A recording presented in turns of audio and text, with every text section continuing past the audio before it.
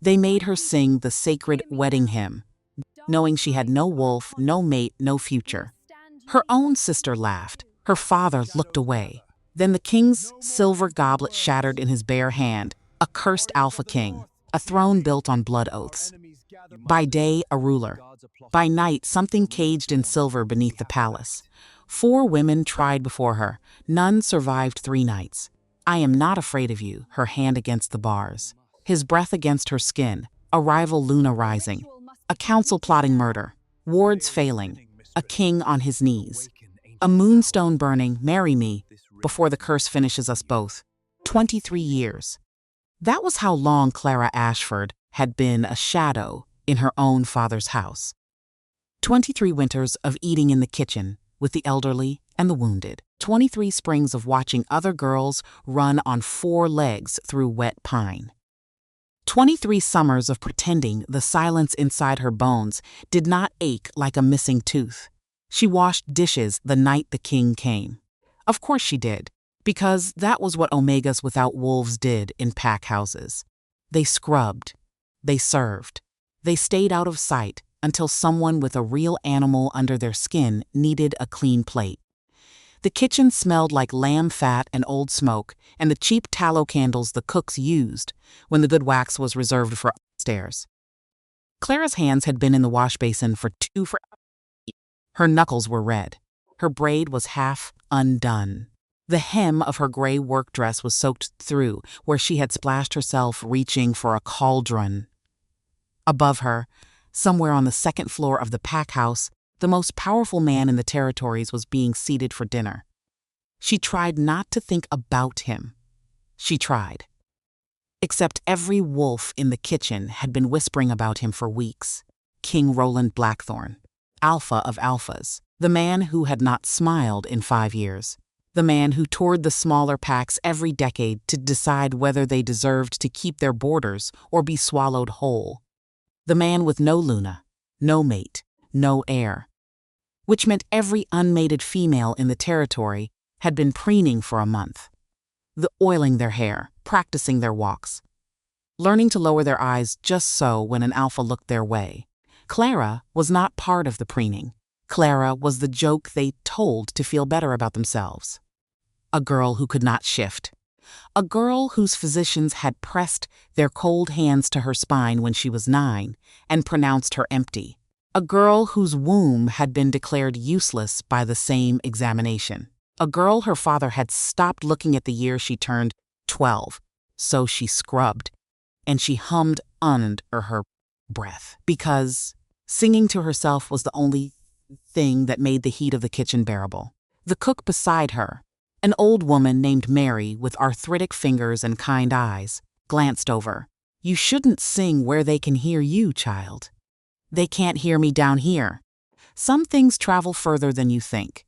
Clara did not answer, just kept humming, soft, low, a lullaby her mother had sung before she died, bringing Clara into a world that did not want her.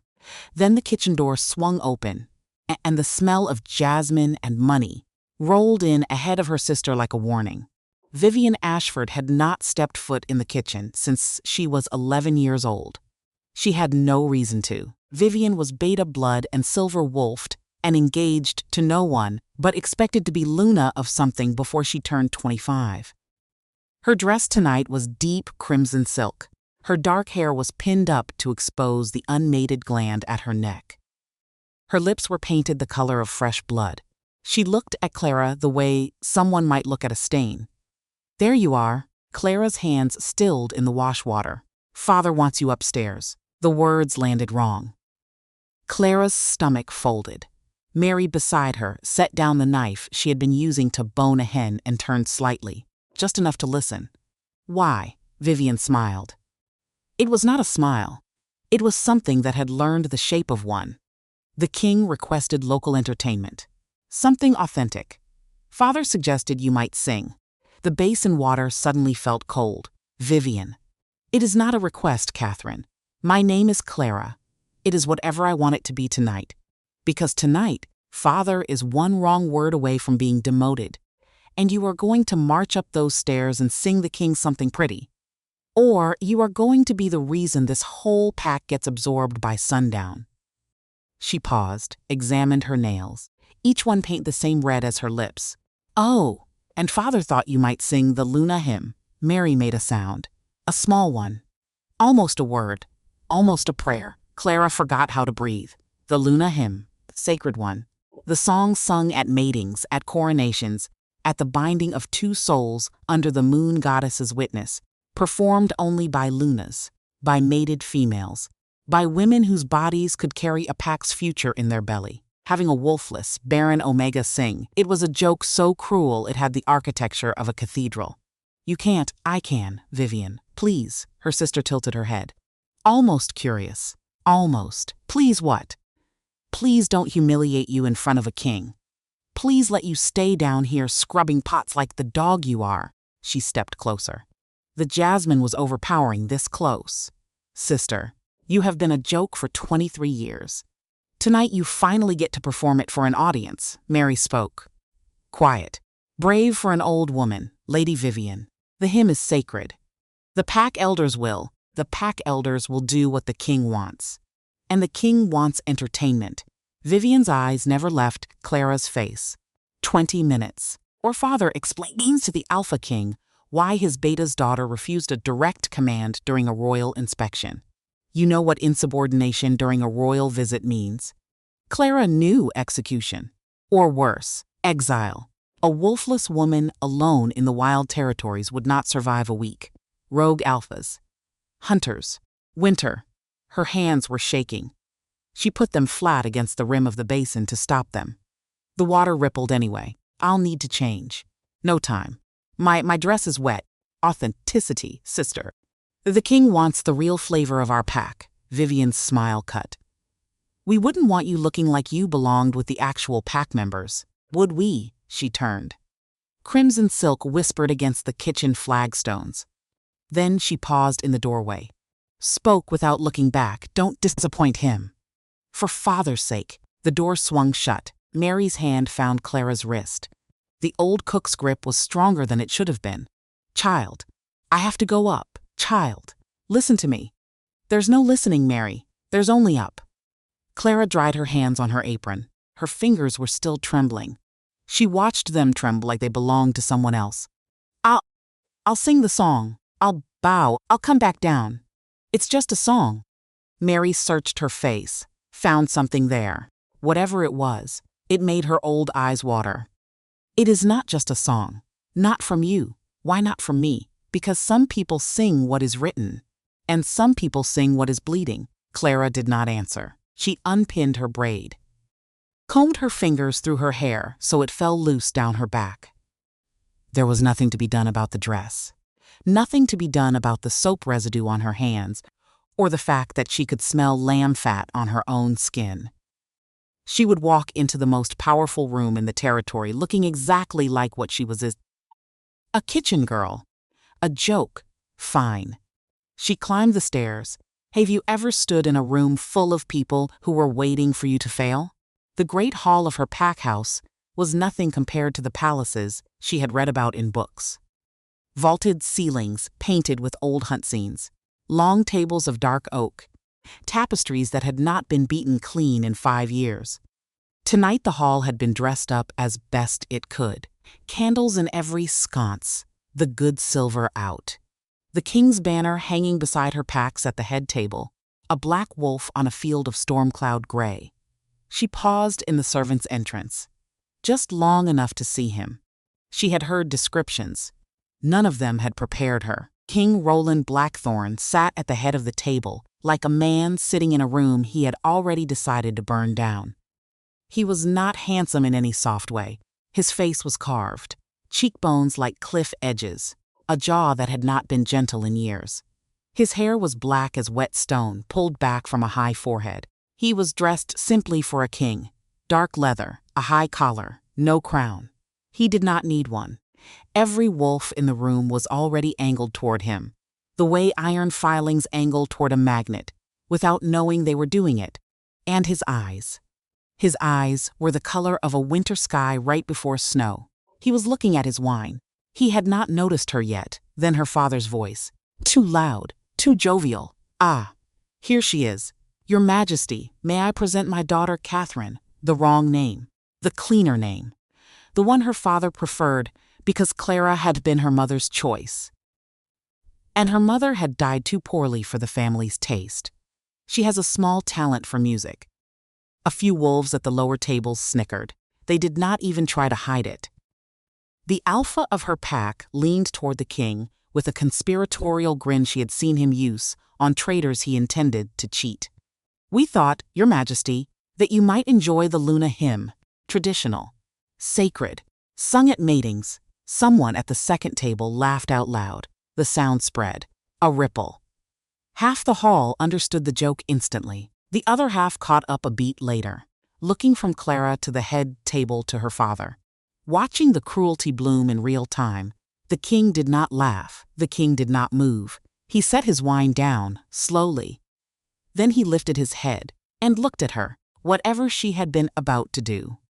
Whatever small breath she had been about to take to steady herself, stopped dead inside her chest.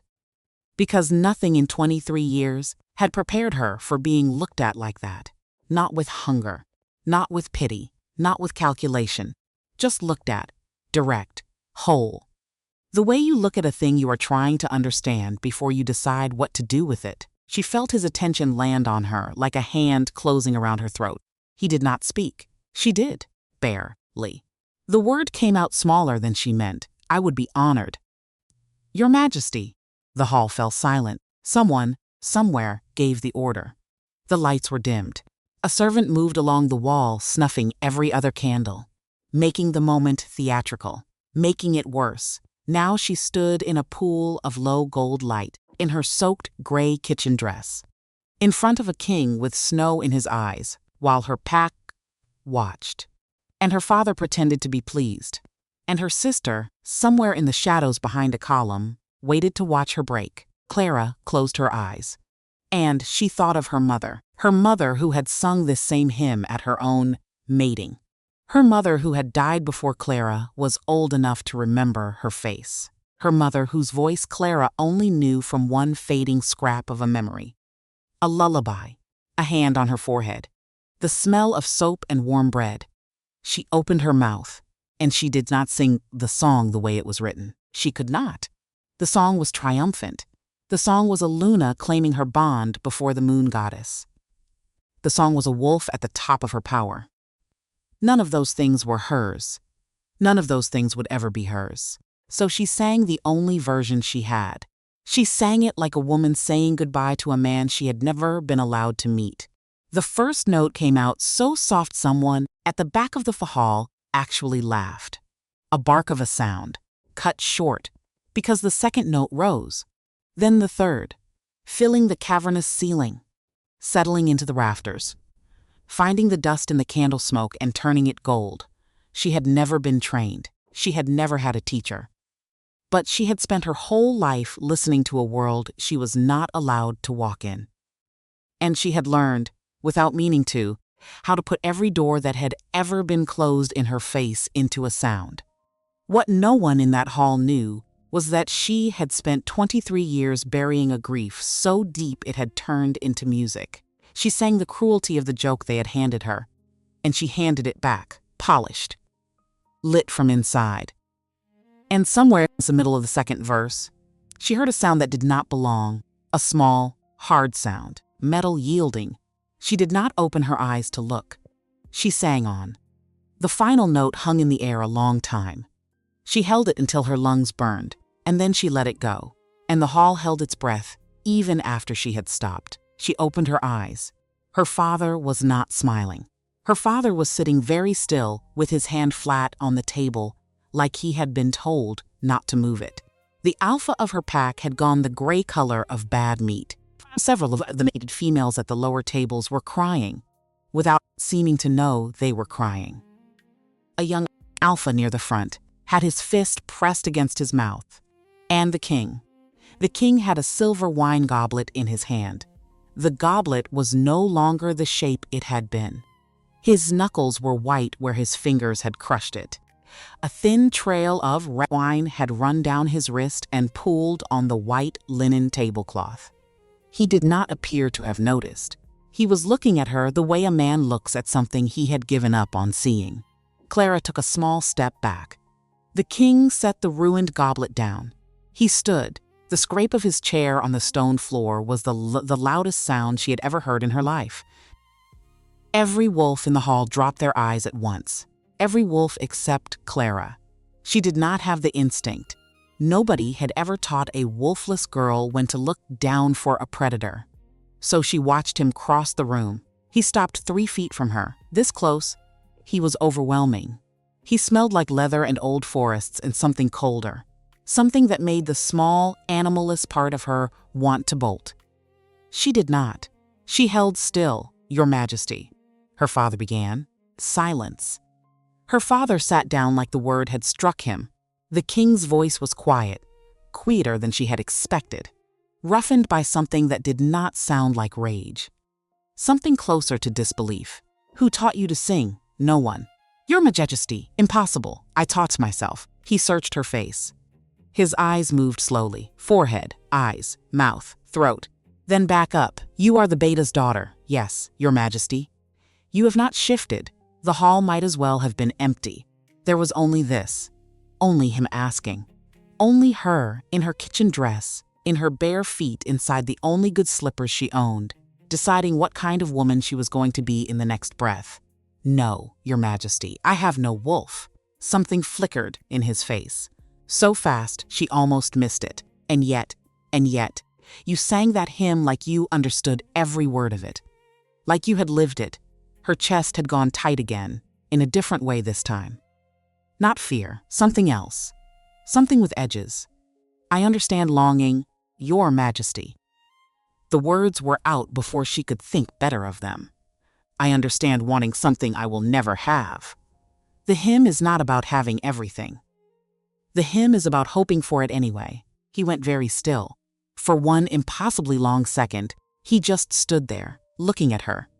Then he turned, sharp on her father. I am taking her. The hall erupted. Her father shot to his feet. The alpha of her pack made a strangled sound. Vivian, somewhere along the wall, must have moved, because Clara heard silk. Her father's voice cracked. Your Majesty, please, she is wolfless. She is? I am aware of what she is, surely.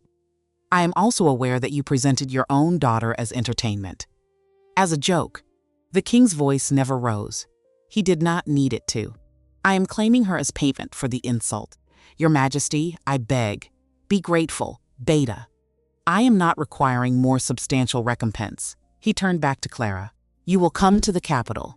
You will be quartered in the royal household. This is not a request. She should have been terrified. Some part of her was already cataloging every horror story she had heard about the king's court. Wolfless servants who disappeared. Lunas who went mad in the underground. The screams that allegedly came from below the palace at night when the wind was right. The bigger part of her was something else. The bigger part of her was a woman who had been told her whole life that her bones were the wrong shape. And a man with snow in his eyes had just stood up in front of her entire pack and decided she was worth claiming. She did not ask why. She did not ask what. She lifted her chin. When do we leave? Your Majesty. If she had surprised him, he did not show it. Dawn, what do I bring? Nothing. You will be provided for. He turned, walked back to the head table, sat down, picked up a clean goblet a servant had already replaced with shaking hands. The dismissal was as absolute as the original demand had been. Clara turned, on legs that did not feel like hers, and walked out of the great hall. Behind her, she heard her father trying to salvage something. The alpha making excuses. Someone, maybe Vivian, drawing a single sharp breath. She did not stop. She did not look back. She walked down the servant staircase, past the kitchen, where Mary was waiting at the door, with her hand pressed over her mouth and tears in her eyes, and she did not stop until she had reached the small, narrow room at the back of the pack house that had been hers for 23 years. She sat on the edge of the cot. She looked at the walls. 23 years of walls. Under her mattress was a thin stack of paper. Years of stories. Fairy tales she had written in stolen ink by candle. Where ordinary girls became extraordinary, and broken things were repaired, and patient women were finally seen. She pulled them out, held them on her lap. Then she built a small fire in the hearth, and she fed the pages in one by one, and she watched her own handwriting brown and curl and disappear, because she was not going to need fairy tales anymore. She was either going to die in the capital, or she was going to walk into whatever the king's court was, awake. Either way, the pages stayed here. She did not sleep. The pack house came alive before dawn. She heard the king's caravan being readied in the courtyard. Horses, wagons, armed men, the clatter of bridles, the low voices of guards who had not slept either. At some point, the cook brought her a tin cup of broth and a half loaf of dark bread without speaking. Mary's sin shook when she set the tray down. Mary did not say goodbye. Mary just touched the side of Clara's face once, gently, and left. Clara washed her face in the cold basin. She rebraided her hair. She put on her one clean dress, the gray one without grease on it, and she pulled on her old boots, and she walked down to the courtyard with her hands empty. Because the king had said to bring nothing, and also because she had nothing worth bringing. The whole pack had turned out, 200 wolves in the gray-blue light, bowing to the king's banner, promising loyalty, pretending none of them had laughed when her sister suggested the Luna hymn. None of them looked at her, not one, not even out of curiosity. She had crossed an invisible line between belonging and being a story, and they had decided overnight which one she was. The king appeared in full travel leather. He glanced at her once, jerked his chin at one of the supply wagons. You ride with the stores, not with him, not with the guards, with the salt and the dried meat and the canvas tents. She climbed up, settled herself against a crate of root vegetables. The wood was splintery. The journey would be miserable. She found distantly that she did not care. Her father appeared beside the wagon. His face was carefully blank. Catherine, Clara. He did not acknowledge the correction. You will behave with honor. You will not embarrass this pack further, not be safe, not write to us. Not I'm sorry. Yes, father. He nodded once, the nod of a man closing a ledger. He turned and walked away. Vivian appeared in his place. The crimson silk had been replaced with a more practical traveling gown, deep green this time, the color of envy. For just a moment, Clara thought her sister might say something real. Vivian leaned close enough that no one else would hear. I hope you know what you've done. The capital is not kind to wolfless freaks. You'll be torn apart inside a week. Then I suppose I'll finally have something in common with you. Vivian blinked. We'll both know what it's like to be destroyed by our own ambition. The wagon lurched forward. Clara did not look back. Not at her father, not at her sister. Not at the pack house where she had spent every day of her life eating in the kitchen and writing fairy tales by candlelight and learning the precise architecture of being invisible. The horses pulled, the road unspooled, the pine forests of her childhood thinned into rolling country she had never seen, and then to broad farmland, and then to roads paved properly with stone. 3 days in the supply wagon. The guards ignored her completely. The king never checked on her. Once, on the second evening, when they had stopped at a coaching inn to water the horses, she saw him from a distance, standing apart from his men, speaking to no one. The set of his shoulders was wrong. Like a man bracing against weather no one else could see. She slept on burlap. She ate dried meat. For 3 days, no one expected anything of her. No one asked her to perform. No one reminded her of what she lacked. The wagon rattled, and she watched the country change, and she thought, for the first time in her life, that no one might be exactly who she wanted to be. On the third evening, they crested a low hill. The capital opened beneath her like a wound. It was beautiful, white stone and dark wood, markets glowing with lamplight even in the early dusk, bells and a high tower marking the hour. And at the heart of it, rising above the merchant quarters and the residences and the broad central plaza, the palace. Marble, towers, glass that caught the dying sun and threw it back the color of arterial blood. She had imagined palaces in her stories. This one looked nothing like any of them.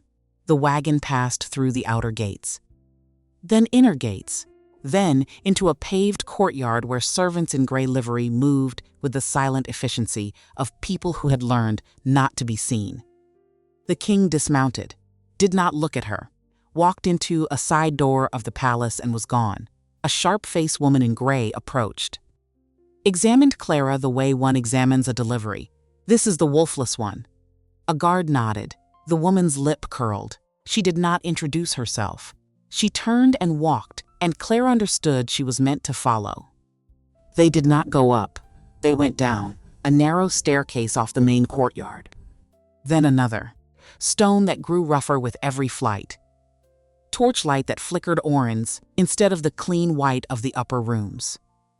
The beautiful facade of the palace did not extend below ground. Below ground was older and darker, and carved straight into the bedrock the city was built on. You will work in the lower kitchens. You will sleep in the servants' quarters. You will not speak unless spoken to. You will not go above ground without explicit permission. The woman's eyes met Clara's. Held, and you will absolutely never go near the king's private chambers. Clara nodded. The woman swept away. Her footsteps faded. Clara was left in a corridor she did not know, lit by a single guttering torch, smelling something underneath the stone that took her a moment to identify. Old blood, faces appeared in doorways. Servants, she assumed, though they moved with a strange fluidity. They stared at her with expressions she could not read. Not hostile, not welcoming, curious. The way you might look at a hen that had wandered into a fox den. A voice behind her. "You're the singer," she turned. The young woman who had spoken was perhaps 20, dark-skinned, darker eyes. She was holding a stack of folded linens and looking at Clara like she was trying to solve a problem. The one who made the king freeze. Word travels fast. Word travels at exactly the speed it needs to. The young woman stepped closer. Studied her. "What I do not understand is why you are here. The king does not bring guests to the lower levels." "I'm not a guest. I'm a servant. Servants do not arrive in the king's personal caravan. I rode in a supply wagon, and servants definitely do not get the king's protection." Clara's breath caught. "I do not have the king's protection." "Then why," the young woman said slowly, "did he convene a full assembly this morning before you arrived and announce that any wolf who touched you would answer to him personally?" Clara's mouth opened, closed, opened. She had nothing. The young woman tilted her head. "So I will ask again. Who are you, really? I'm no one. I'm just—" A scream tore through the air. They both froze. It came again. Not human, exactly. Not wolf, exactly. Something in the place where the two should not meet.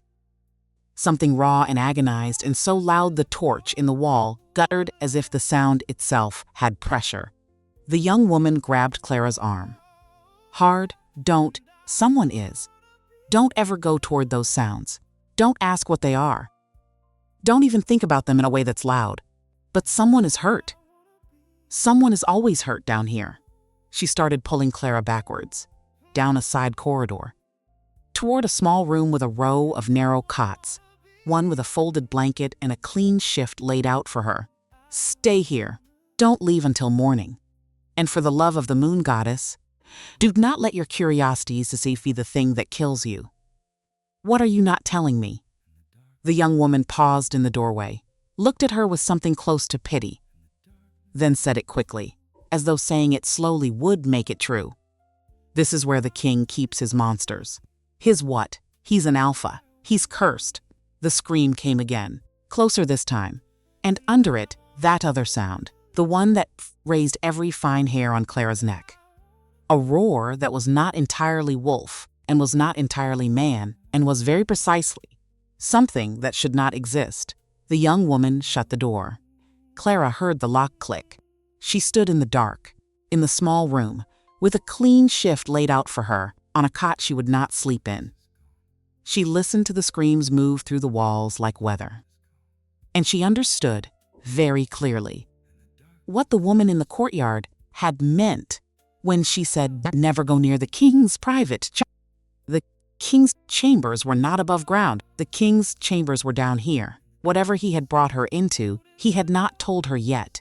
She crossed to the cot, sat down, folded her hands in her lap, made them stop shaking by force of will. He had stood up for her in her own pack house. He had crushed a goblet to dent in his bare hand. He had claimed her in front of 200 wolves and put her under his personal protection. Before she had even arrived. None of those were the actions of a man who had brought her here to be devoured. So whatever was screaming was something he intended to tell her about. On his terms, in his time. She thought about her mother, about the lullaby, about the moment in the great hall when she had closed her eyes and sung the wrong version of a sacred song, and a king with snow in his eyes had heard exactly what she meant. She thought about Mary's hand on her face. The thing the cook had said about people who sing, "What is bleeding?" She thought about the fairy tales she had burned, about the pages curling brown in the small hearth in the small room at the back of a pack house that did not love her. The screams came again, farther away now, or fainter. Or maybe she was learning already how to file them away. She did not sleep. She sat on the edge of the cot, in a room beneath a palace, in a kingdom she did not understand, and she waited for the dawn, somewhere in the stone. A heart that was not entirely human was throwing itself against a door. And without knowing why, without having any reason to, the wolfless girl from the kitchen felt her own heart answer it.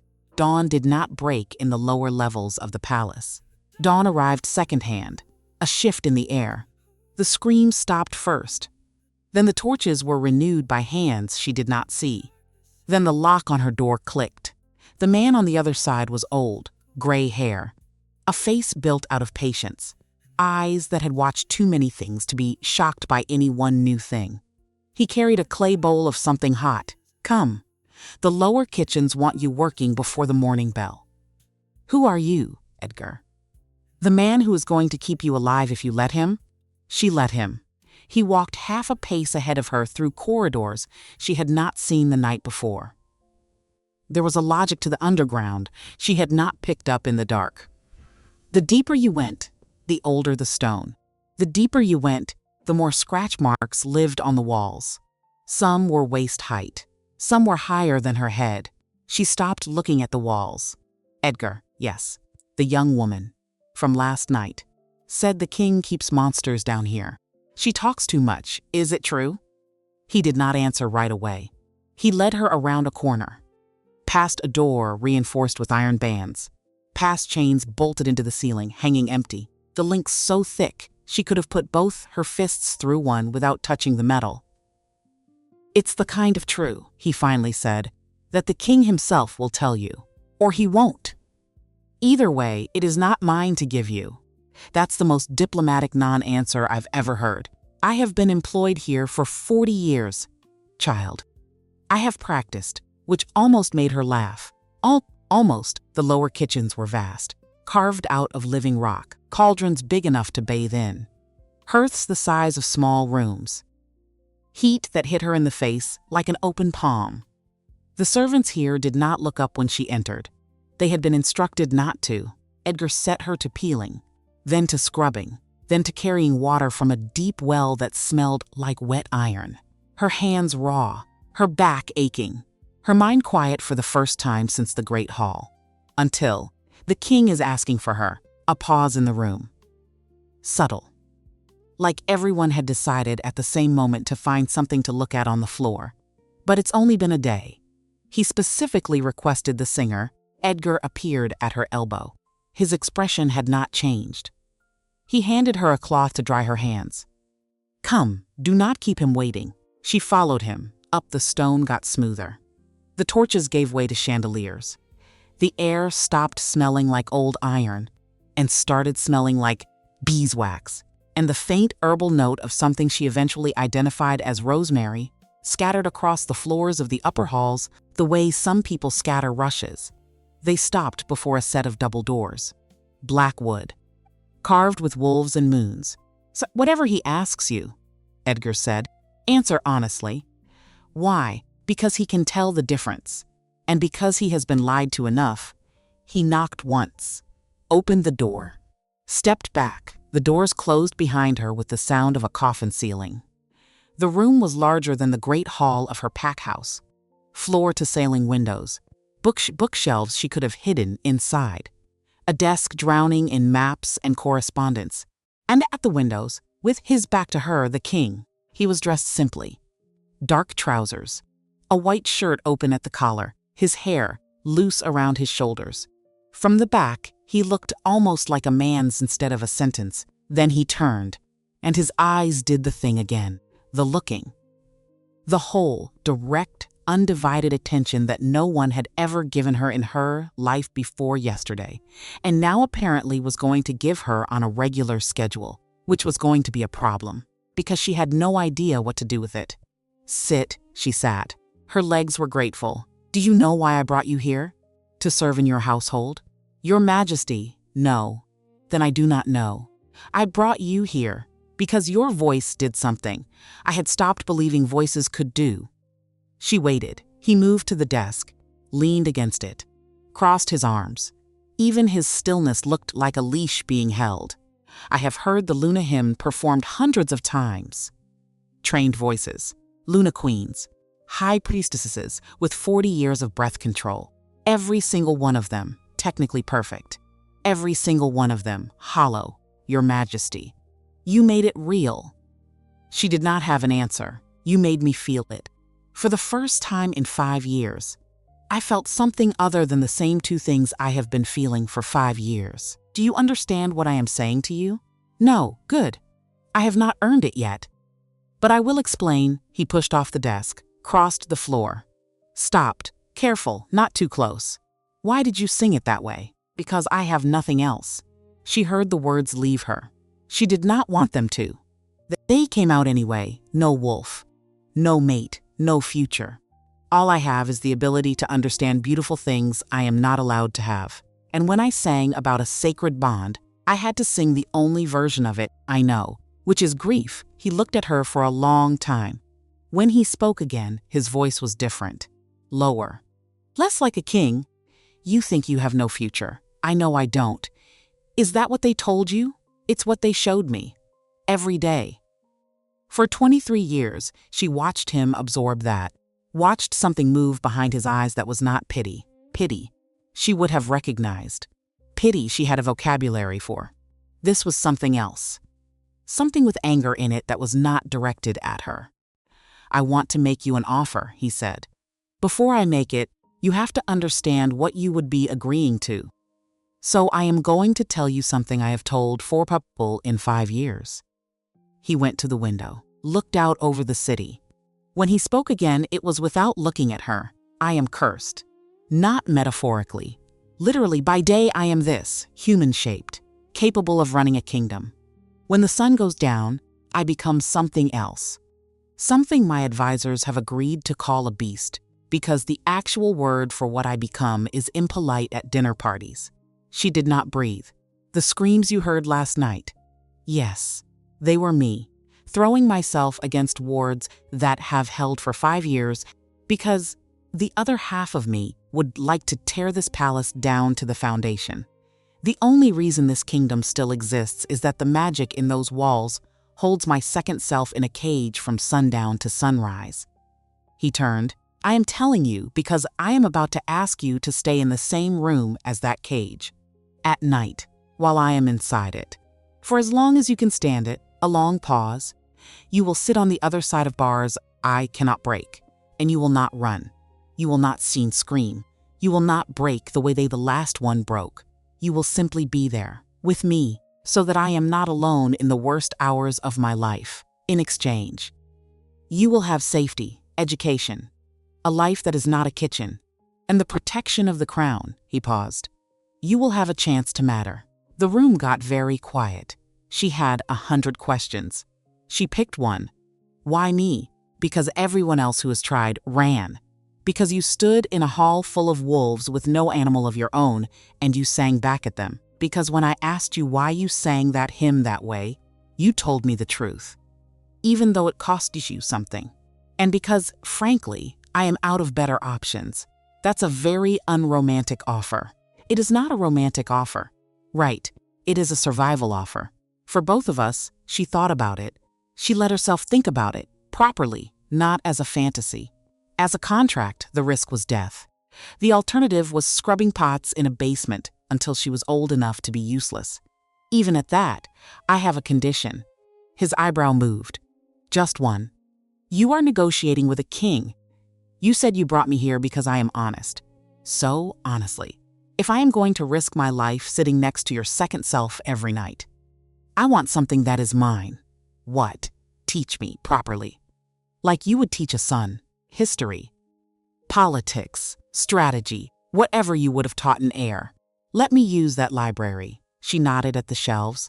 Let me be more than I was when I walked in here. He looked at her. Slowly, the corner of his mouth moved. It was not a smile. It was the structural precursor to a smile. The skeleton of one. The first time, perhaps in 5 years, his face had remembered how the architecture worked. Knowledge is your price. Knowledge is my price. He pulled something from a drawer, a small velvet box. Inside, a ring, silver, a moonstone the size of her thumbnail. Not the kind of stone she had seen in books, heavier, with something moving inside it the way light moves underwater. This is not a mating bond. I know it is not. It is a promise. You wear it and every wolf in this palace knows you are under my direct protection. They do not touch you. They do not speak against you. They do not harm a hair on your head. In exchange, you stay through the nights. And when you cannot anymore, you tell me, and we end this honestly. He held it out. She held out her hand. He slid it onto her right hand, not her left, and the metal was warm from his pocket. It fit like it had been waiting for her. There is one more thing. Of course there is. Before you fully agree, you should see what you would be agreeing to. Words do not capture it. Then show me. You will regret asking. Show me anyway. He looked at her like she was a riddle he had not yet solved. Tonight, after sundown, Edgar will bring you. She nodded. She stood. She left the room on legs that had finally decided to belong to her again, walked back into the long quiet of the upper halls, and did not allow herself, even for a second, to look at the ring on her finger. Because if she looked at it, she would have to feel something about it. And she was not ready.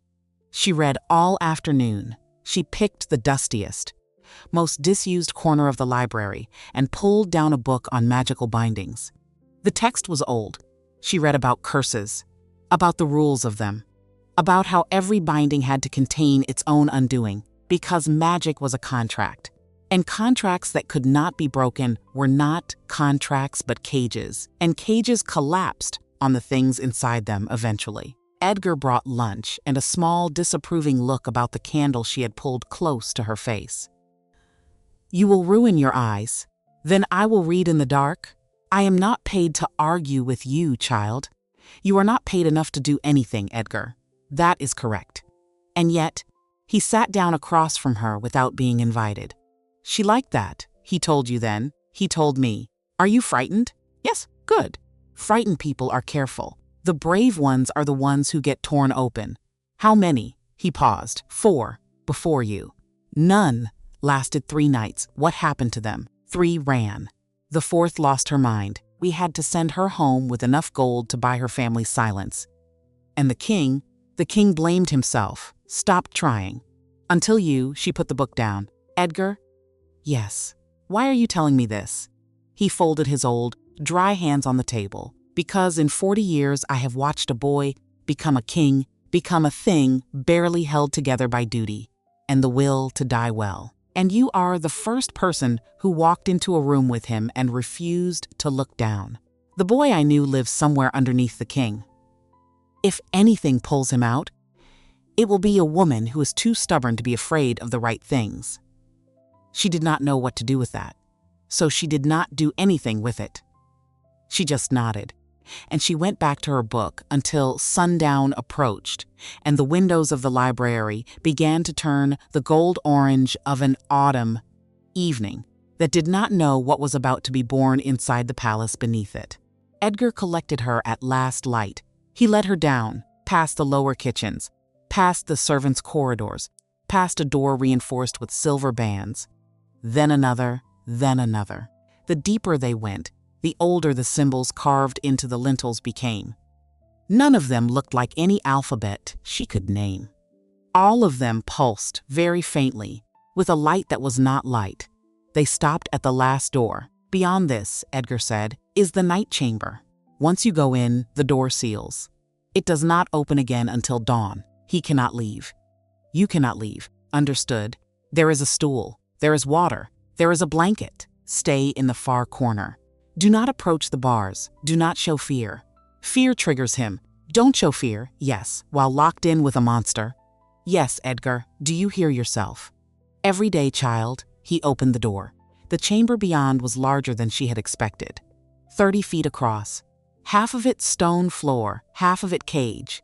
The cage was made of iron as the door. Runes burned faintly along every bar. Inside the cage, still on 2 legs, still mostly human, the king. He had stripped to a pair of loose trousers. His hair was wild. His eyes were already wrong, too bright, the gray of them lit from inside. When he saw her, his face did the small, impossible thing again. Relief and regret at war. You came, I gave my word. You can still leave. No, Edgar. Take her. No. She stepped fully into the chamber. The door swung shut behind her. The locks engaged with a series of soft metallic sighs. Catherine, Clara, Clara, he gripped the bars. She could see his knuckles already changing under the skin. Whatever I say, whatever the thing inside this skin says, it is not me. It thinks differently. It wants something, and it does not know what it wants. And that is the most dangerous part. Noted. Stay in the corner, I will, and do not come close to the bars. Understood. He doubled over. He made a sound that was not a word. His spine bent the wrong way, and his shoulders went wider, and his face did something that ought to have killed a body that was not already supernatural. And he screamed. Not a man's scream. Not a wolf's. It was the scream of 2 things that disagreed about who got to live in one skins. She pressed against the far wall. She watched the king come apart. She watched something else assemble itself out of the pieces. When it was done, the thing in the cage was nearly 7 feet tall, even hunched, even crouched on its forearms. Black fur that swallowed the torchlight, a face that was wolf-shaped but wrong in some essential proportion, like a sketch a clever draftsman had made of a wolf without ever having seen one. And eyes the same gray as Roland's, burning. It looked at her, it saw her, it moved, liquid, inhuman. Around the cage, testing the bars at intervals, as if it had been told there might be a weak point and intended to find it. Then it spoke. The voice was lower than Roland's. Grit rolling under water. The vowels of a man, the intent of something else. Little songbird, she did not answer. You stayed, I gave my word, to him, to both of you. Apparently, the beast went very still. It tilted its head, considered her. It pressed against the bars, just slightly. And where its skin met the silver, there was a soft animal hiss of contact and a small curl of smoke. It did not pull back. I can smell your fear, I'm sure you can. Tastes like honey and thunder. That is the most appalling compliment I have ever received. A sound came out of the beast that might have been laughter, in a body designed for it. Brave. I am not brave. I just have nowhere else to be. Tell me a riddle, little songbird. What? He told you to entertain me. I am telling you how. Give me a riddle. Give me something to chew on instead of you, she thought fast. I am given but never taken. I can be broken but never held. I bind 2 souls but have no form. What am I? The beast went still again. Different still this time. Thinking still. Clever. Have you got an answer? Not yet. Then we have something to do all night. It paced. Muscles rolling under fur. She watched it think, which was a sentence she had not previously expected to think in her own life. She made a quiet note mentally. The beast remembers being asked. The beast wants the riddle. The beast prefers a puzzle to a meal. This was data she could use. Hours passed. It did not get bored. It got annoyed. Several times it growled, low, frustrated, and several times she felt the involuntary tightening in her own chest that her body had not gotten the memo about. Then it would settle. Pace. Try again. Eventually it stopped trying. I do not know. Then ask again tomorrow, possibly, definitely, maybe, definitely. We will see. It made the sound again. The almost law. She did not sleep. She watched it watch her. The torches burned down. Hours that felt like days drained into the stone. And somewhere very late, the beast settled onto its haunches, with its forearms folded under its chest, and it looked at her almost the way a man looks at a fire. Why did you come? Because there was nowhere else. Liar, excuse me. Brave little songbird and a liar. You came because he asked you, because no one has ever asked you a single thing in your life, and you came to see what it felt like to have someone want you to be in a room. She did not respond. It did not need her to. Dawn came as a change in the pressure of the air. The beast's eyes lifted toward the high, small window. It rose. It crossed to the center of the cage. It looked at her once, almost gently, before it began to come apart again. The transformation back was uglier than the going. Bones giving up shapes they had committed to. Fur retreating. A man's body remembered piece by piece, by a thing that no longer trusted what a man was. Roland collapsed naked on the stone of the cage. Breathing. Shaking. Alive. She grabbed the blanket Edgar had left her and approached the bars. Your Majesty. He looked up at her with an expression so naked she had to look away. You are still here. I gave my word. You survived. How? I gave him a riddle. The king laughed. A real broken sound. He laughed until he started to cough. And she handed the blanket through the bars, and when his hand brushed hers, he flinched. Not from her. From the contact. As if his nerves had forgotten that touching a human could feel like that. A riddle. It worked. 5 years of trying every honorable thing in my power, and the solution was a child's puzzle. I am 23, Your Majesty. That does not sound much older when you say it out loud, Clara. The door unsealed. Edgar rushed in. He stopped short when he saw both of them. Alive. Whole. The king in his cage holding a blanket like a man holds a relic. Tomorrow night? Tomorrow night, she walked out of that chamber with a moonstone ring on her right hand and the beginning of something underneath her ribs that she did not yet have a name for. Days began to fold into a shape. Mornings. Maps and history. The king at the desk with sleeves rolled up, talking about the founding of the Alpha Council, the way another man might talk about his own family. She found, embarrassingly fast, that she had a memory for it. She found that he noticed, you are tracking the southern trade routes after one lesson. You explained them clearly. Most people would need to see them 3 times. Most people grew up being permitted to look at maps, Your Majesty.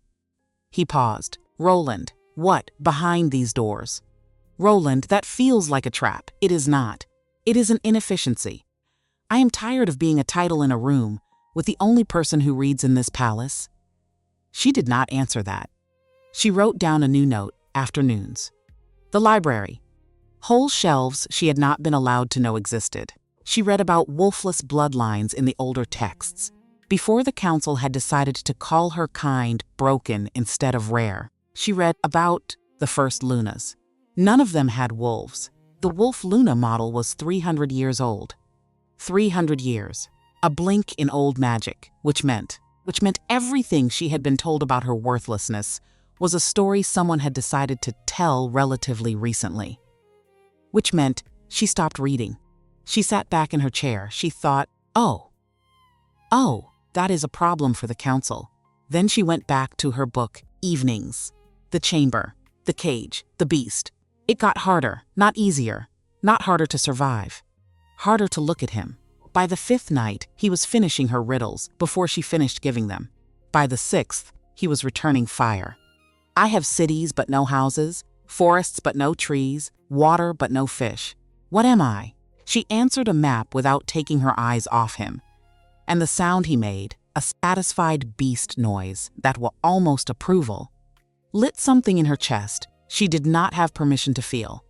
On the 7th night, the beast did something he had never done. He did not move at all when she came in. He simply waited. He let her sit. He watched her sit on the stool with her journal across her knees. He watched her pull her hair back. He watched her fingers fidget with the moonstone ring she still could not decide what to do with. Then he spoke. "Tonight I give you an answer." To what? To the first riddle. She had been waiting. She had been pretending not to be waiting. She had been so successful at pretending not to be waiting that she had almost forgotten she was. All right. A promise. The word landed in the room like a stone in a pond. A promise, given freely. Broken by choice. Binding without chains. Yes, he gave you one. On the first afternoon. The ring on your finger, she looked at the moonstone. She had still not looked at it properly. She looked at it now. Light moved in it. It moved differently in lamplight than it had in afternoon sun. As if it were tracking something, he told me it was an arrangement. He told you what he was able to say, out loud, in daylight. With his crown on, and what is it actually? The beast was very still. It is the oldest magic. A vow given by a man who has stopped believing he can give a vow at all. Made to a woman who has stopped believing she could ever receive one. Her throat closed. And every night you have returned, you have made the same promise back. Not in words. With your feet. That is not what that is what it is, Clara. Whether or not you have the words for it, promises do not need words. They just need a choice, repeated. Until it becomes true, she could not look at the cage. She looked at her hands. I am not the evil in him. I am not the violence. I am the part he is not allowed to be in the daylight. The grief he was not allowed to cry when his father died. The fear he was not allowed to show his counsel. The love he was not allowed to want. Tell me something. If you sat across from a thing every night and that thing started remembering your name, when exactly does it stop being a thing? You are his heart. I am his unguarded heart. Yes, she closed her eyes. In that dungeon, Clara realized she was not sitting across from a monster. She was sitting across from every tear a king had never been allowed to cry. I have to go. You cannot. The door is sealed. I have to sit very quietly until I figure out what to do with what you just said. I will be quiet then. He was. The whole rest of that night. He did not pace. He did not test the bars. He sat on the floor of the cage with his forearms folded over his knees, in a posture that was, she realized after a long time of looking, the same one Roland used when he was reading something he did not want to react to in front of his advisors. The mirror was unfair. She closed her eyes again. She did not sleep. Dawn came as it always came. Pressure shift. The high window paling. The transformation reversing, Roland collapsed. He pulled the blanket around himself when he could move again, and he looked at her. You are quiet this morning. He told me the answer to the first riddle. He understood instantly. Of course he did. They were the same person. She kept forgetting and kept being reminded. They were the same person, and the man in front of her had heard every word the thing in the cage had said, because they shared one continuous, unbroken interior life that just happened to wear two different bodies depending on the hour. He looked away first. I should not have let him. You could not have stopped him. That is not an excuse, Roland. He looked at her. I am not running. He did not answer. Did you hear me? I am not running. I heard you, Clara. Good. Because the next thing you are going to do is teach me what the council is allowed to do during a Luna selection. Because something about all this tells me we are going to have a problem with the council. Very soon, he stared at her. Then a thing happened to his face that, in a different man, would have been a laugh. In him it was an exhale and a small relaxation around the eyes and the very faint suggestion that some part of him had been carrying a weight and had just put it down for 30 seconds. Yes, he said. Yes.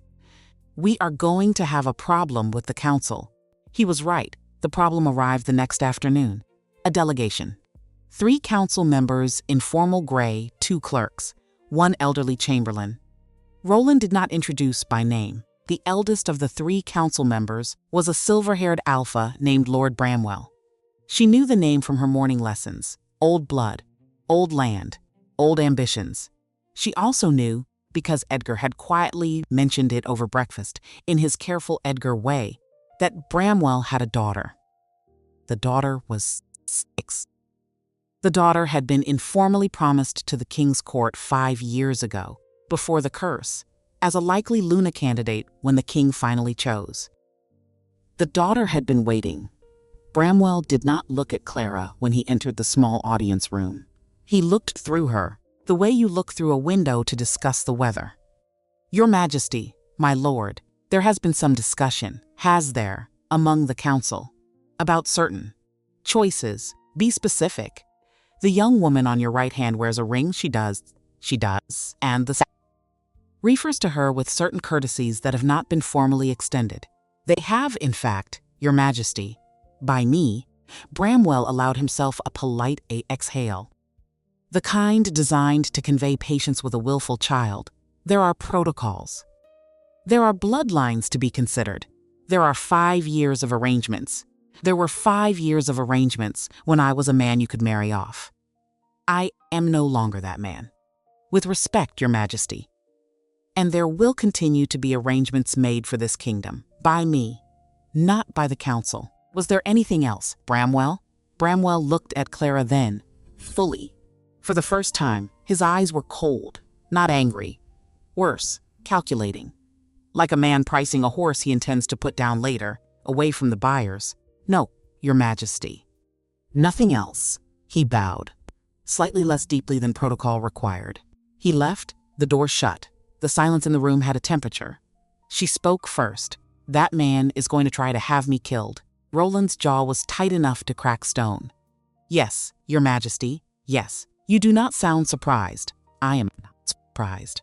I am furious. Those are different. Yes. What do we do? He turned. The look he gave her was the same look he had given her in the great hall of her pack house. Direct. Whole. The expression of a man who had decided something and was no longer interested in second opinions.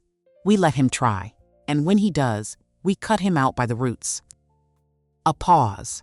Are you all right with that, Clara?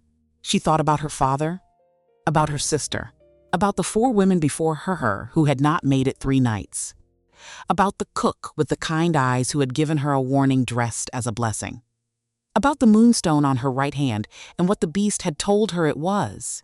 Yes, she said. I am all right with that, he nodded. Once. That night the beast met her at the bars before she had even crossed the chamber. Salzburg, you felt it. I felt all of it. Bramwell? The room. The way the man looked at you. I want to come through these bars and I cannot. Good. Stay where you are. He is going to come for you. I know, and I cannot reach him. I know. The beast pressed his forehead against the silver. It hissed. He did not move, Songbird. Yes, if he gets to you. If something happens before I can. Promise me. What? Promise me you will not let what they do to you make you smaller than you were the night you walked into that hall and sang. She put her hand against the bar. Not touching. Close. As close as the silver allowed. I promise. Good. He did not move away from the bars all night. Beta Herald Ashford arrived in the capital, 5 days after Lord Bramwell's visit. He did not announce himself. He simply appeared in the courtyard one afternoon with a small entourage and a travel-stained cloak and a face Clara had not seen in 4 months. Edgar brought the news to the library, where Clara had been reading the same paragraph for 15 minutes without absorbing it. Your father is here. He has requested an audience. With the king? With you. She set the book down. In what room? The East receiving room. Unless you prefer otherwise. The garden? Edgar's eyes did a small thing. Almost approval. I will have him brought. She did not change her dress. She did not pin her hair. She walked into the garden in the same wool gown she had been reading in, and she waited near the fountain, and she watched how her father, come down the gravel path, looking older than she remembered him. There was more gray at his temples than 4 months ago should have allowed. The lines around his mouth had set deeper. He saw her, and he stopped. And he did something he had never done in 23 years. He bowed. She did not bow back. "Catherine, Clara, Clara." His mouth tightened. He let it pass. "You look well. Why are you here?" "To see my daughter." Try again, a small flush along his cheekbones. The flush of a man who had rehearsed a different version of this conversation. "The pack is struggling, and the alpha is weak. The borders are still contested. The king's inspection found us insufficient. There are formal recommendations that we be absorbed into a stronger territories by spring, and you would like me to ask the king to intervene. I would like you to remember where you came from." She laughed. It surprised her. It was not a kind laugh. It was the laugh of a woman who had spent 4 months learning what kind of laugh she actually had, instead of the small, polite, kitchen-friendly one she had been issued at birth. "Father, Catherine, Clara, Clara. You called me a mistake for 23 years. You did not call me by my name at meals. You did not look at me when I was in the room. You did not call a healer when I was sick. You handed me to a man like a coin to settle a bar tab. And now the pack is failing, and you have ridden 3 days on a winter road to remind me where I came from." He did not speak. She stepped closer to him, not far, just close enough that he could see her face. "I came from a kitchen you let your other daughter walk into to humiliate me. I came from a small room at the back of a house you did not heat in winter. I came from 23 years of being told my body was the only valuable thing about me. And the worst part of that, Father, the worst part, is that you taught me how to believe it." His eyes had gotten wet. She was not sure whether that was for her or for himself. "Clara, you do not get to use my name like that. I am still your father. You are a beta of a failing pack, and you came here to use me. So I am going to tell you the same thing you told me the morning I left, which is the only piece of fatherly advice you have ever given me. Don't embarrass us. You may go." She turned. She walked back into the palace. She did not look behind her, and she did not slow when she heard him call her name once more. And she did not stop walking until she had reached the library and shut the door and sat down in her chair and put both her hands flat on the table to keep them from shaking. Because that had cost her something, even saying the true thing out loud. Even to a man who did not deserve to hear it, the water rippled anyway. That afternoon, a maid named Sarah knocked at the library door. Clara recognized her. The young woman from the first night underground, the one who had asked who she really was. Sarah looked nervous. Sarah did not get nervous. "My lady, don't, Clara, better, there's something. I shouldn't be telling you." But Edgar said. He said you needed to know. "Sit down." Sarah sat. She glanced once at the door. "Lord Bramwell?" "Yes, he is meeting with the Eastern Packs." Quietly. "Through cousins. He is telling them that the king has been bewitched by a wolfless woman from a failing pack. He is telling them this is why the curse has not lifted, because no proper Luna has been permitted to try. Of course he is. There's more. His daughter, Lady Helena. He has summoned her to court. She arrives in 5 days. He has announced a formal evaluation of Luna candidates. Without the king's permission, he can't do that. He's doing it anyway. He's calling it a contingency. In case the wolfless woman fails to break the curse before the next moon. How thoughtful of him. He is trying to make you a problem the council solves before the king can stop them." Clara sat back in her chair. She thought, so we do not have months. So we have days. She thought, so this is what it feels like to be a piece in a real game, Sarah. "Who told you this?" "My cousin's husband. Works in the Lord's stables. Will he tell the council if asked?" "He will tell anyone who pays him not to. That is the kind of man he is." "Good. We need that kind of man." Sarah blinked. "I am sorry. We, you and me, Sarah. You are now part of we, my lady Clara. And go find Edgar. Tell him to bring General Walter Kane to the library before sundown. Tell him not to send a runner. Tell him to walk. Sarah went. General Walter Kane arrived a quarter hour before the light failed. He was a tall, square man on the wrong side of 60, with a healed scar that ran the line of his right cheekbone and a way of standing that suggested 40 years of standing exactly that way. He had served Roland's father. He had taught Roland to ride. He did not bow when he walked into the library. He simply nodded, which from him was a more formal greeting than anything else in the room. My lady, General, you wanted me. I needed someone who tells the truth. That's a short list these days. That is why I called you. He almost smiled. He did not quite.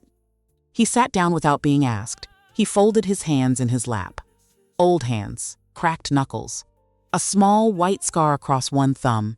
Tell me what's happening, she told him. Bramwell, the Eastern Pax, Lady Helena, the contingency, the 5 days. The fact that her father had appeared in the courtyard that morning, like a man trying to put one foot in the door before it closed. The fact that the king did not yet know any of this because she had not had time to tell him because the beast had asked her to promise. And the promise needed kept first. Kane listened. When she was finished, he was quiet for a long minute. Does the king know yet?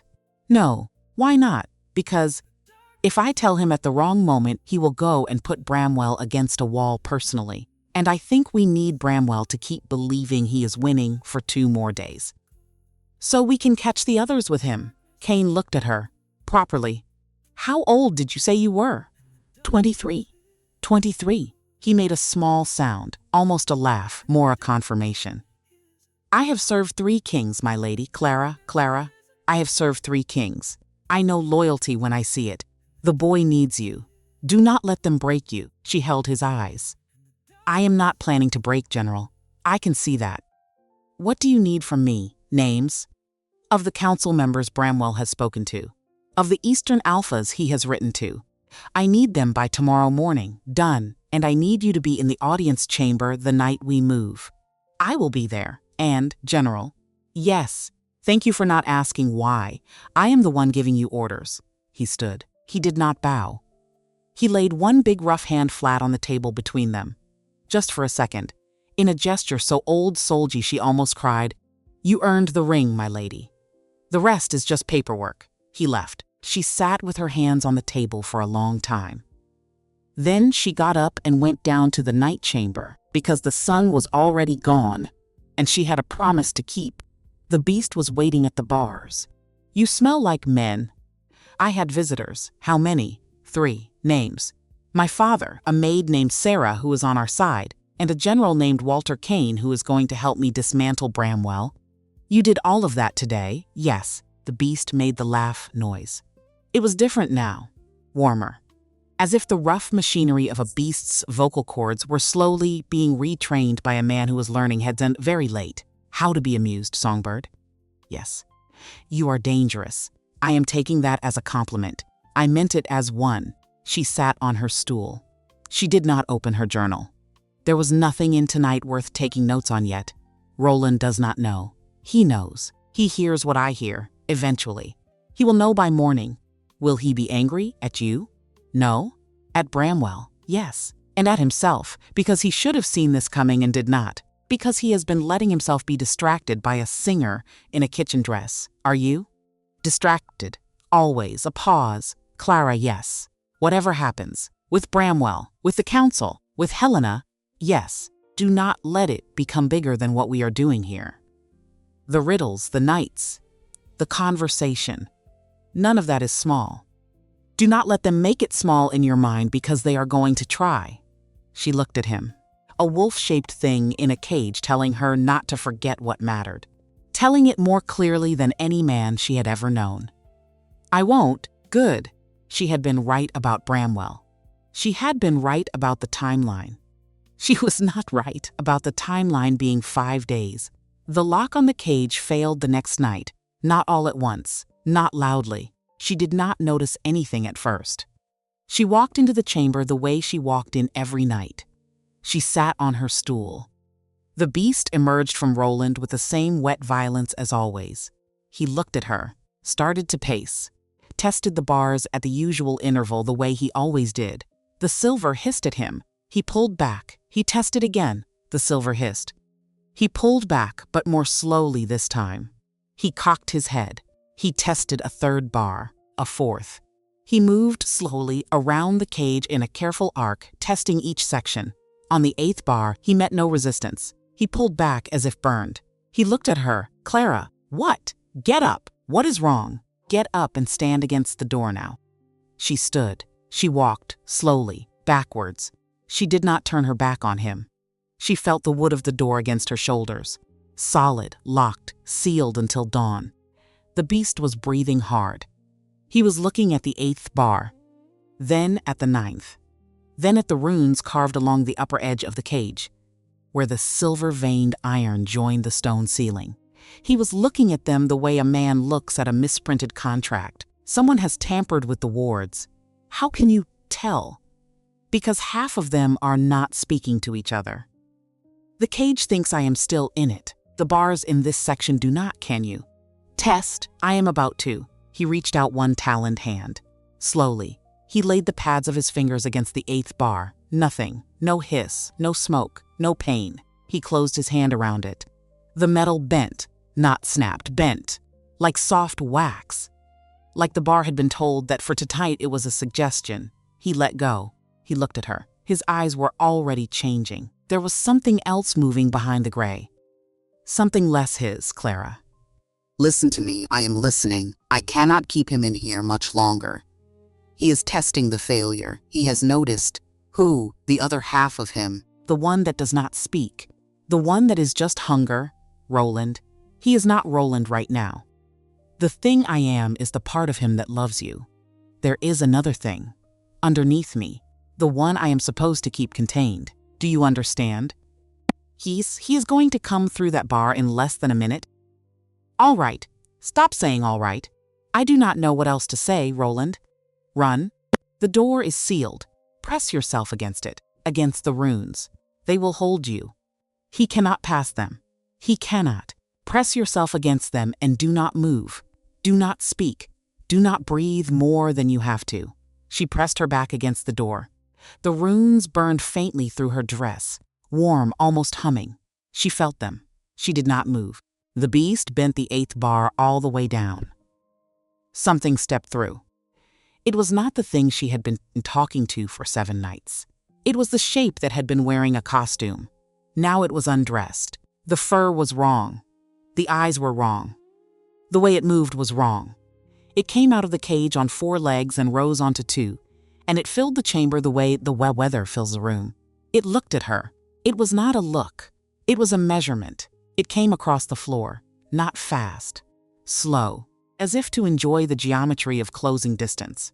She did not move. Her body was screaming at her to move. To scream, to kick, to do any of the small, useless things a body does when it has decided to die. She did the one thing her body did not want to do. She held still. She kept her eyes on its eyes. She thought of the beast. Not the thing in front of her, the other one. The one that had told her she was perfect exactly as she was. The one that had laughed at her riddles. The one that had pressed his forehead against the silver because he could not come closer. She spoke. Roland. The thing in front of her stopped 3 feet from her, close enough that she could smell it. Iron and ozone and the faint, stale wrongness of something that had been kept somewhere damp for too long. Roland, its head tilted. I am not afraid of you. She was. She was completely. Her knees were lying to her. Her hands had committed to a small private mutiny, but the part of her brain that was still hers had decided to say a sentence. And she was going to say the sentence whether or not the rest of her cooperated. I know you. I am not afraid of you. Sit down. The thing did not sit.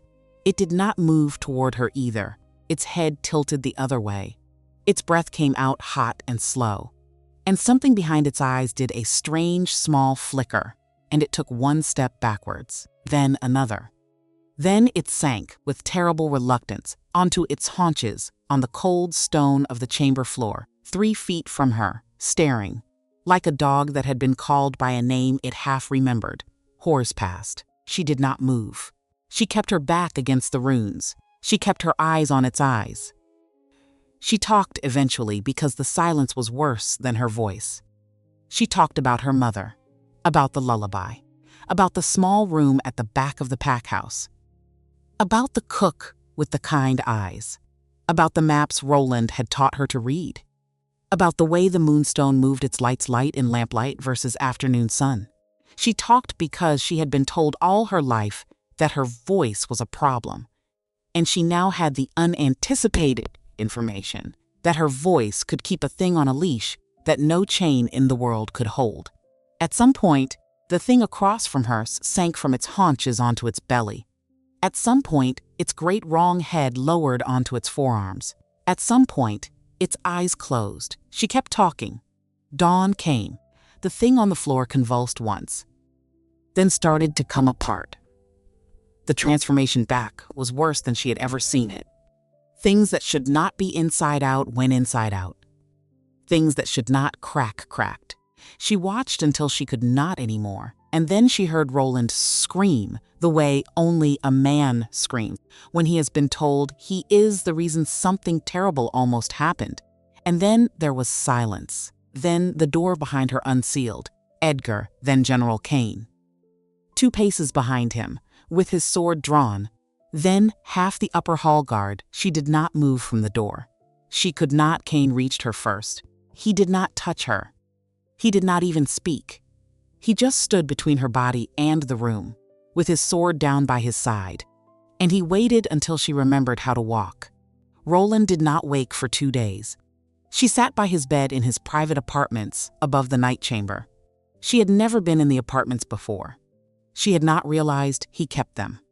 She had assumed, somehow, that the man slept in his cage. He did not. He slept here sometimes between the worst nights, in a room with a south-facing window and a chair that did not match the rest of the furniture, because, Edgar told her when she asked, it had been the king's mother's chair, and the king did not let anyone reupholster it. She sat in the chair. He did not move. His chest rose. His chest fell. His face was lined in a way she had not seen it lined before. Whatever the other half of him had done, when it broke through, it had cost both halves of him. Edgar brought tea. She did not drink it. Kane stood at the door for the first night and would not be persuaded to leave. On the second morning, Roland's hand twitched. She caught it. She held it. His eyes opened. He did not speak for a long time. He looked at her, at the ring on her hand, at her face again. He swallowed. You are alive? Yes. How? I talked to him, to you, to both of you. He did not. He shut his eyes. Tears moved out from under the lids without his permission. She did not point them out. I am sorry, Clara. I know. I should have killed him years ago. You could not have. I should have died years ago. Roland, I should have. I have asked the moon goddess for it 100 times. To take the cursed half and the rest of me with it, and I have not been given that mercy. And last night, because of me, you almost... Stop! He stopped. Open your eyes. He opened them. You did not almost kill me. Bramwell almost killed me. You held the line as long as you could. The bar bent because someone paid a hedge witch to weaken the wards. We are going to put that man's head on a pike, you and me, by the end of the week. Now drink some water. He almost laughed. It came out as a cough, but it had laughter in it. He drank some water. The council convened 3 days later. Bramwell was present. He looked composed. He looked, in fact, pleased. He had probably already been told that his contingency would be unnecessary, that the wolfless woman had had her accident, that Lady Helena could be elevated quietly, with the king's grief as cover. Lady Helena was also present. 26. Beautiful. Silver-haired in the way wolves are silver-haired, which is to say not gray, but luminous. She sat one chair behind her father. She did not look at Clara. She had been raised not to look at women like Clara. Clara felt, watching her, only a small ache. The ache of a woman seeing what she might have been if her body had been a different body. The ache passed quickly. She had other things to attend to. Roland sat the throne. He had not slept properly in 3 days. It did not show in any way that mattered. Clara stood beside the throne, not beside it. 2 paces back, to his right, where Luna stands when she is present at council but not the one speaking. She had not been formally invited there. She had simply walked there. No one had said anything. General Kane had taken the position behind her right shoulder, Edgar behind her left, Sarah behind Edgar. A small wall of people who had decided to be hers. Roland opened the session. Lord Bramwell, Your Majesty, there is the matter of the failure of the night wards in my private chamber. A small pause from Bramwell, so small most of the room missed it. A grave matter, Your Majesty.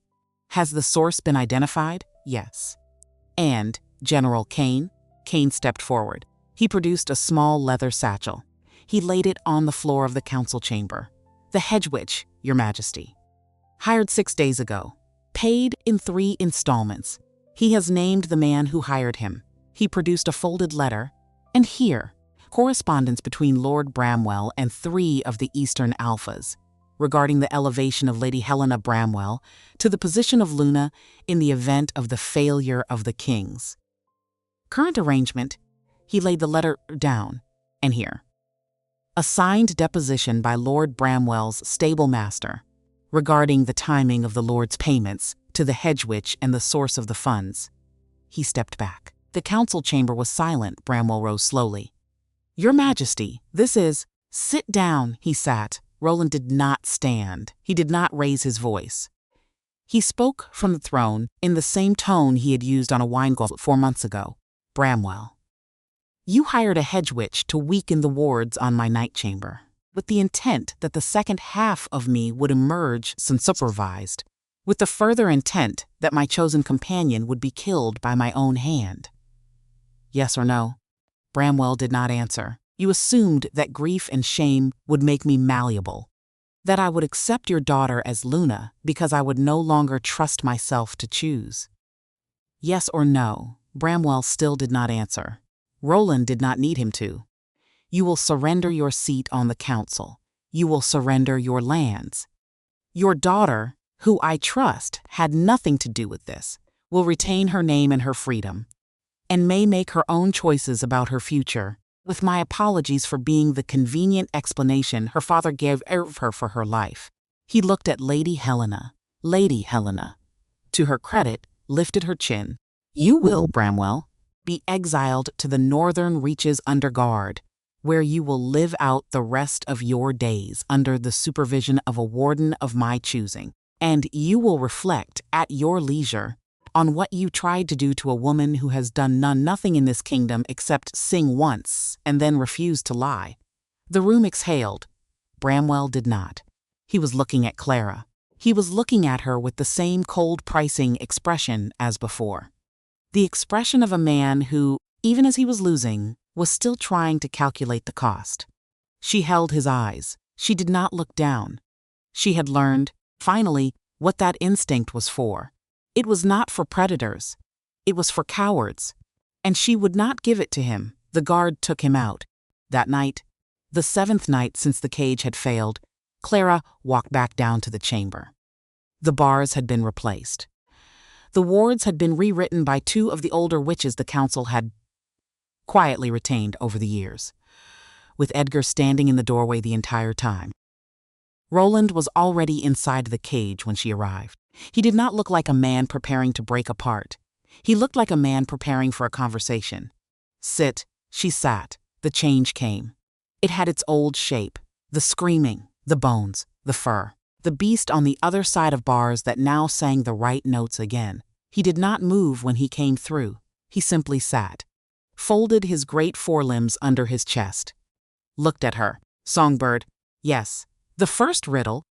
Yes. You asked it the night you walked in here. I have been turning it over for 7 nights, and one of those nights I almost killed you. So I think it is time I gave you the answer. All right. A promise. Yes. Given freely. Broken by choice, binding without chains. The ring on your hand is one. The vow you made the first night, when you sat in this chamber and refused to run, is another.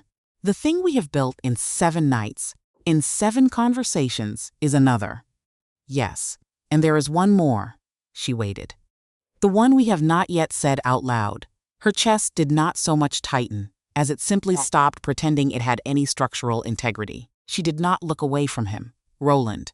Yes, I love you. The room held very still. Both of you. The room held stiller. Whole. The light started in his eyes. Not the gray light of the beast's eyes. A clean white light that did not belong to either of them, and seemed in the moment to belong to something older than both of them. The light spread. Down through his shoulders, down through his chest, down through his forearms. The fur retreated. The bones reconfigured. There was no scream. There was no agony. There was only a man, kneeling on the stone of a cage he no longer needed, with tears on his face, looking at her. The door of the cage swung open on its own. He did not move at first. He looked at his hands, then at his chest, then at her. He stood. He walked, slowly like a man relearning the floor, across the chamber. He stopped 2 feet from her. He did not kiss her. He went down onto one knee. A king on one knee in front of an omega, with no wolf and no name worth using, and a kitchen dress folded in a trunk somewhere, upstairs, that she would never wear again. Marry me. She did not breathe. Not because of the curse. Not because of the council. Not because of anything strategic. Marry me because I have spent 7 nights with you, and 1,000 hours with you, and I have not yet had enough of you, and I do not think I ever will. She put her hand on the side of his face. Yes, the wedding was held in a snowfall. It was the wrong time of year for snow. It snowed anyway.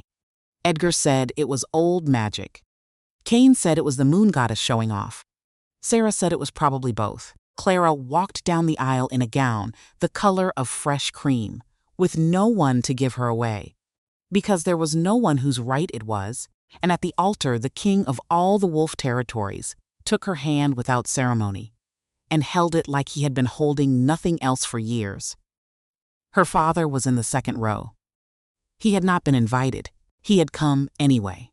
He had stood at the edge of the courtyard the previous evening in a clean coat and waited, like a man with no entitlement and a small hope, until Edgar finally went out and asked him what he wanted. Edgar had reported back. He says he wants to see his daughter married.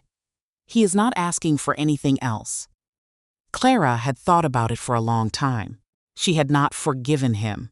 She had let him sit in the 2nd row anyway, because punishing a man by keeping him from the room was a smaller kind of grace than letting him sit in the room and watch his daughter become something he had failed to recognize for 23 years. He cried. Vivian had not come. She had written briefly. Clara had not read the letter. The reception lasted past midnight. A small woman in a gray traveling cloak appeared at the edge of the great hall just as the candles were being snuffed. Edgar saw her first. He went very still. He crossed the hall in long strides and bent to whisper in Clara's ear, and Clara turned, and she saw the woman, and she understood Cordelia Meyer, the witch who had cursed Roland 5 years ago. She was smaller than Clara had imagined. Gray streaked through dark hair. Eyes like winter weather. Hands a working woman's hands. She bowed slightly when Clara approached. She did not bow to the king. Luna Queen, my lady. That title is not mine. It is now. You named the conditions of the curse. I met them. That makes us connected, whether either of us likes it. Cordelia almost smiled. She reached into her cloak. She pulled out a small glass vial. A liquid inside it the color of moonlight on water. I brought you something. What is it? Essence of moonlight. Old magic. Very rare. If you drink it, the bond you share with him will complete the work it has started. You will shift. You will run. You will finally, for the first time in your life, have what every wolf in your pack told you was the only thing worth having. Clara looked at the vial. She did not reach for it. The entire hall had gone quiet. She thought for one long second of the girl in the kitchen. The girl with the soaked dress and the lamb fat on her hands. The girl who had spent every day of her life believing that her body was the punishment she was serving. She thought of the woman who had walked across a chamber and told a thing wearing the shape of her husband that she was not afraid of him. She thought of which one of them she wanted to be, going forward. No, the hall did not move. Thank you. But no, Cordelia tilted her head. There was no surprise in her face. There was something else. There was something like satisfaction. You understand what you are refusing. I do. Then tell me. Out loud, I am refusing the chance to become someone whose worth I would still measure by the same scale that almost destroyed me. I spent 23 years believing I was broken because I could not be like everyone else. I am done believing that lie. I do not need to be a wolf to be whole. I am already whole. Cordelia's eyes were wet. That, she said quietly, was the last condition of the curse. The hall did not understand. The first condition was that someone love him whole. Both halves. You did that. The second condition was that the love be real, not bargained, not strategic. Yours was. The third condition, the one no one has ever met before. In any version of this curse my mother and her mother before her ever taught me. The third condition was that the person who loved him whole had to love themselves whole as well. You just did that, in front of an entire hall, on the night of your wedding, while holding a vial that promised to fix something in you that was never broken. She bowed. A real bow this time. To Clara. Not to the king. My daughter's death has cost this kingdom for 5 years. I cursed him because I needed someone else to understand what it was to be split from a person you loved. He has understood. You taught him, and tonight you taught me something I had stopped believing. What? That a person can refuse the very thing they wanted most, and in the refusing, become the thing they were always supposed to be. She turned. She walked out of the great hall. Snow followed her through the open doors. Clara stood for a long moment at the center of the room, with a vial in her hand that she did not need. Roland came up beside her. He did not take the vial. He did not ask her about it. He simply took her other hand, the one with the moonstone on it, and he stood there with her while she figured out what to do next. She walked to the nearest table. She set the vial down on the white linen. She left it there. Someone, she thought, someday, will need it more than I do. For 23 years, they had told her that her worth was written in her bones. 23 years they had told her that what she could not do mattered more than what she could, and she had almost believed them. She had come close. She had stood in a kitchen and scrubbed pots and written fairy tales by candlelight, because she had not been allowed to imagine that anyone might choose her without first checking her for the right shape. But the people who call you broken are usually the people too afraid to look at their own cracks. The man you love is not a measure of your worth. He is the proof that worth was always there, and someone finally had the eyes to see it. The father who could not say her name at meals had ridden 3 days on a winter road to ask her for a favor. And she had said no, and her own life had not ended. The sister who had handed her humiliation like a wedding gift had gone home in disgrace, and Clara's heart had not broken. The lord who had tried to have her killed was in chains. The king who had been split for 5 years was whole, on her arm, and looking at her like she was the only person in the room. Which she was, even with 300 guests in it. And somewhere far away from the capital, in a small cottage hidden by old magic, a witch with grief-worn eyes was setting a kettle on a fire and letting herself, for the first time in 5 years, cry without rage. There is something Clara learned that no one had taught her in 23 years in a pack house. Honor is not what you have. Honor is who you stand next to when nobody else will stand there. Edgar stood next to her without a title.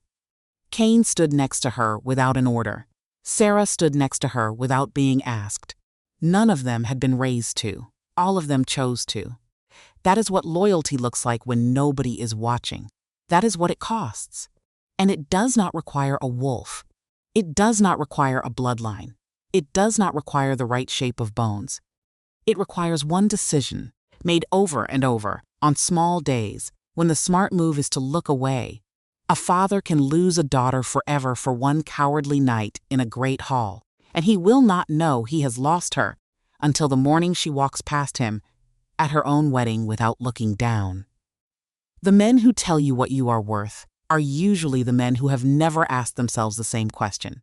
And the woman who is told she is broken will, eventually, either learn to believe it or learn to walk through a room full of wolves and sing the truth loud enough that even a king has to put down his wine. How many good people have we written off in our lives simply because they did not fit the shape the world built for them? How many of us have been the one written off? How many of us are still, somewhere quiet inside, waiting for someone to tell us we were always whole? If you have ever been the one nobody believed in, and you proved them all wrong, if you have ever sat in a kitchen of your own life and sung the version of the song that was true instead of the version they wanted to hear, tell us in the comments. We are reading every single one, and we are listening.